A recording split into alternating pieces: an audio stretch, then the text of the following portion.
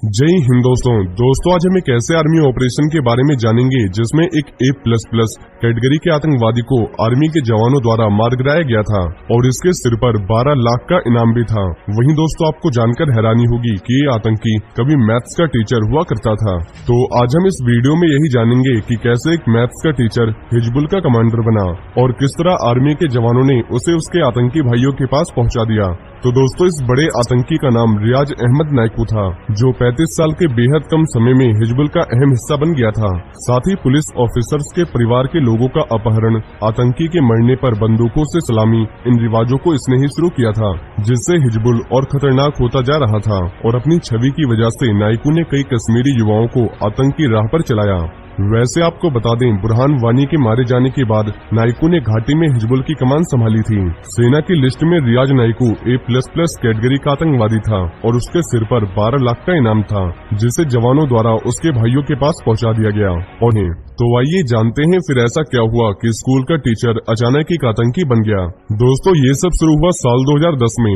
उस साल प्रदर्शन में 17 साल के अहमद मट्टो की आंसू गैस का गोला लगने से मौत हो गई। उस मौत के बाद जैसे घाटी में काफी कुछ बदल गया। कई लोगों को पुलिस ने भी पकड़ा और नाइकू भी उनमें से एक था।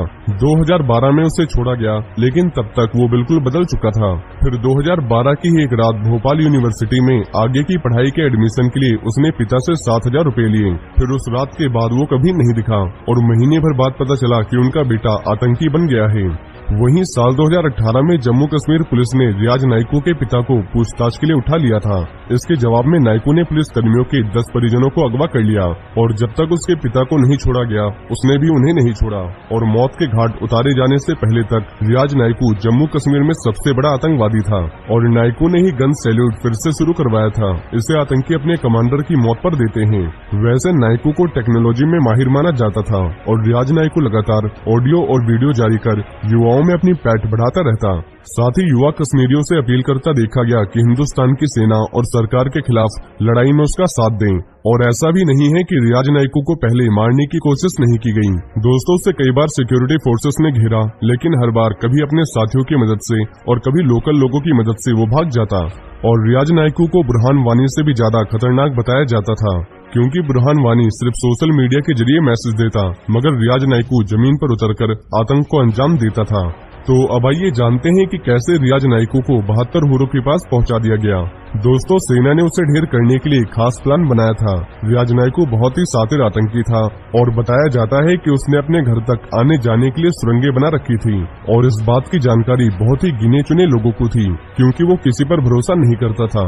रिपोर्ट्स के मुताबिक नाइकू अपनी बीमार मां को देखने आया था। इसी दौरान उसके घर पहुंचने की जानकारी पुलिस को मिली। फिर जम्मू कश्मीर पुलिस और इंडियन आर्मी के जवानों द्वारा ये ज्वाइंट ऑपरेशन चलाया गया। रियाज नाइकू एक घर के नीचे बने बंकर में छिपा हुआ था। मंगलवार को सिक्योरिटी फोर्सेस को इनपुट मिला कि वो अपनी मां से मिलने बेगपोरा आ रहा है, जिसके बाद पूरे गांव की घेराबंदी कर दी गई। फिर सिक्योरिटी फोर्सेस ने उस पूरे घर को ही उड़ा दिया जिसमें नाइकू छिपा हुआ था। इसके साथ ही 2-3 दूसरे आतंकी भी मारे गए जो उसके साथ छिपे हुए थे, यानी जो सुरंग उसने जान बचाने के लिए खोदी थी उसी में उसकी कब्र बन गई। वैसे सेना इस मामले में कोई रिस्क नहीं लेना चाहती थी, इसलिए मारे जाने के बाद भी रियाज की पहचान को लेकर 5.5 घंटे तक उसकी पहचान करने में लगाई गई। सबसे पहले उसके शरीर के निशानों को देखा गया, फिर पुलिस ने, उसके बाद CRPF ने, फिर सेना ने, उसके बाद IB ने और अंत में लोकल लोगों से उसकी पहचान कराई गई। उसके बाद रियाज के मारे जाने की इन्फॉर्मेशन बाहर आई। यानी दोस्तों अंत में जो एक आतंकी का अंजाम होता है वही नाइकू के साथ भी हुआ और इसे भी सिक्योरिटी फोर्सेस के जवानों द्वारा उसके साथियों और 72 हुरों के पास पहुंचा दिया गया। वहीं दोस्तों अगर आप आर्मी से जुड़े ऐसे और भी ऑपरेशंस के बारे में जानना चाहते